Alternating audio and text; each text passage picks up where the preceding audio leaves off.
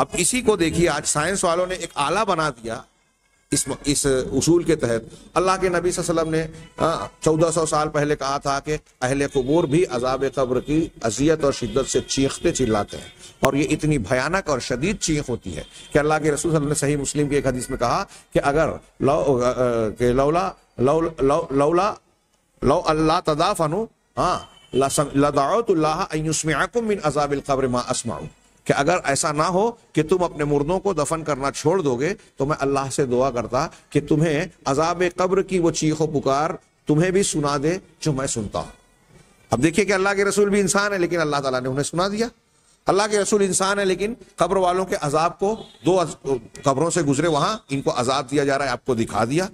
تو اللہ جس کو چاہتا دکھاتا ہے. اللہ تعالیٰ نے جب چاہا تو نماز میں آپ آگے کی طرف آپ کا چہرہ ہے لیکن پیچھے کی طرف بھی آپ کو دکھا دیا کہ میں اپنے آگے کی طرف, آپ نے کہا کہ میں آگے جس طرح دیکھتا ہوں پیچھے بھی. اس سے بریلیوں نے یہ استدلال کر لیا کہ یہ آپ کی مستقل ایک خصوصیت ہے. نہیں, یہ اللہ کی مشیت پر مشتمل بات تھی. جب اللہ نے چاہا ایسا کیا دکھایا, ورنہ کئی مرتبہ ایسا ہوا کہ رسول اللہ صلی اللہ علیہ وسلم نے سلام پھرنے کے بعد صحابہ سے پوچھا کہ کس نے نماز کے درمیان الحمدللہ کہا, چھینک اور کھانسی آنے پر, چھینکانے پر الحمدللہ کس نے کہا, کس نے جو ہے یہ کلمات کہے تھے ربنا لک الحمد حمدا کثیرا طیبا مبارکا فی. تو ایک صحابی نے کہا میں نے, اگر آپ اس وقت بھی پیچھے دیکھ رہے تھے تو آپ نے سوال کیوں کیا, یعنی اس وقت آپ نے نہیں دیکھا. ایسے اور بھی کئی مواقع ہیں. بہرحال میں یہاں آواز کی بات بیان کر رہا ہوں کہ ان حدیثوں سے یہ پتہ چلتا ہے کہ انسان اور جن عذاب قبر کی آواز نہیں سنتے, لیکن اسی سے یہ پتہ چلتا ہے کہ جانور سنتے. کیا پیاری بات ہے. اور دیکھیے یہ علم, شیخ الاسلام علامہ ابن تیمیہ کی بات یاد آ گئی کہ جادو ٹونے پھونک جھاڑ والے جو آج کل الٹے سیدھے تاثیر کی بنیاد پر استدلال کرتے ہیں غلط چیزوں کو صحیح ثابت کرنے کے لیے, کہتے ہیں کہ ابن تیمیہ کے پاس کچھ لوگ آئے اور انہوں نے کہا کہ آپ کہتے ہیں کہ قبروں پر کوئی فرق نہیں پڑتا یا ان کے اندر کوئی طاقت اور اثر نہیں ہوتا. ہمارے گھوڑوں کو جب پیٹ کی تکلیف ہوتی ہے تو ہم ہمارے گھر سے قریب, استبل سے قریب جو ہے نصیریوں کا ایک قبرستان ہے. ہو سکتا ہے واقعی میں کچھ تفصیل میں بیان میں تھوڑا فرق پڑے, لیکن واقعہ فی نفسہ ہی علامہ ابن تیمیہ سے منقول ہے. تو ہم ان کو نصیریوں کے قبرستان میں, کچھ نصیریوں کی قبریں ہیں, وہاں لے جاتے ہیں. اب وہ وہاں جانے کے بعد وہ گھوڑے ٹھیک ہو جاتے ہیں. ہم نے یہ تجربہ کیا, کئی مرتبہ بارہا تجربہ کیا. تو شیخ الاسلام ابن تیمیہ نے ان سے پوچھا کہ تم نے کبھی غور کیا ہے کہ جب تم ان گھوڑوں کو وہاں لے جاتے ہو تو وہ بدکتے ہیں, اچھلتے ہیں, بھاگنے کی کوشش کرتے ہیں؟ کہا ہاں یہ تو ہوتا ہے. کہا اس کے بعد انہیں پاخانہ بھی ہوتا ہے؟ کہا ہاں پاخانہ ہوتا ہے, اور اس کے بعد وہ مطمئن اور ٹھیک ہو جاتے ہیں.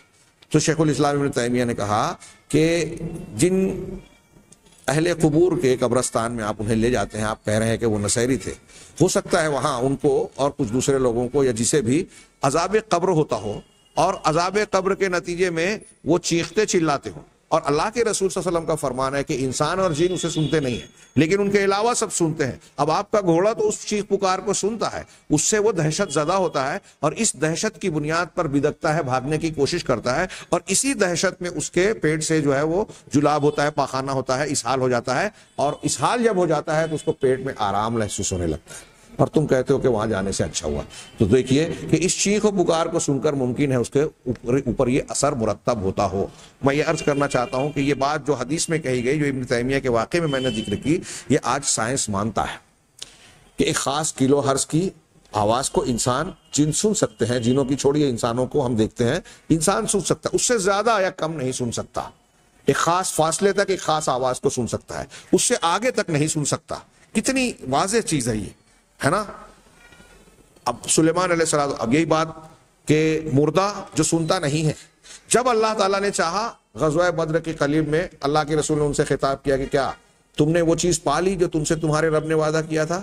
ہم نے تو وہ چیز پالی. عمر فاروق نے کہا کہ وہ تو مردے ہیں. کہا اس وقت تمہاری تم سے زیادہ وہ سن رہے ہیں. اس وقت سن رہے ہیں مطلب اللہ سنا رہا ہے, مردے سنتے نہیں ہیں. یہ بالکل صاف بات. اللہ تبارک تعالیٰ جب مردے کو دفن کر کے اس کے متعلقین واپس لاٹتے ہیں تو اللہ کے رسول نے کہا کہ ان کے پیروں کے چاپ, جوتوں کی چاپ کو وہ سنتا ہے.